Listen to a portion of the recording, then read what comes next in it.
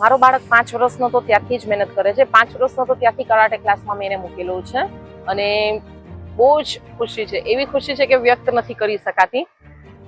કે આજે finally India લેવલમાં મતલબ ઇન્ડિયાને રિપ્રેઝન્ટ કરેલું છે એટલે ગોલ્ડ મેડલ ઇન્ડિયા માટે લાવવો બહુ જ સારી વાત છે, ગર્વની વાત છે. મને ગર્વ છે મારા બાળક ઉપર કે કાટા અને કુમિટીમાં ગોલ્ડ મેડલ લાવેલો છે.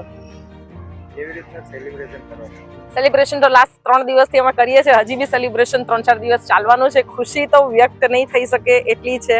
ફાઇનલી આજે હું નેશનલ નહીં ઇન્ટરનેશનલ લેવલના ચેમ્પિયનની મમ્મી તરીકે હું મારું પોતાનું હવે આજે કંઈક ઓળખ ઊભી થઈ છે કે કોઈ પૂછશે એટલે હું બિંદાસ કહી શકીશ કે હા, મારો છોકરો ઇન્ટરનેશનલ લેવલનો ચેમ્પિયન છે, ગોલ્ડ મેડાલિસ્ટની હું મમ્મી છું. બાળકે જે લાંબો સમયથી તૈયારીઓ તેની કરી હતી, સાથે સાથે તમારી પણ આમાં તૈયારીઓ અને ભાગ રહ્યો હશે, કઈ રીતે? સર, મારો બાળક પાછળના જેટલા વર્ષથી વાત કરું તો મારો બાળક બહારનું કંઈ ખાતો નથી. ખાવા બાબતમાં એટલું ધ્યાન આપે છે. કોચ સરનો ફોન આવે, અધરવાઇઝ એને અગર ખાવું બી હોય છે તો અમે લોકો 2-4 મહિને એકવાર એને જંક ફૂડ, એકવાર એને લોટરી લાગી હોય ને એ રીતે અમે એને એક દિવસ એક ટાઈમ આપીએ છીએ, એક સમય એક ટાઈમ જ આપીએ છીએ કે બેટા આ ટાઈમ પર તું જંક ફૂડ ખાઈ શકે છે.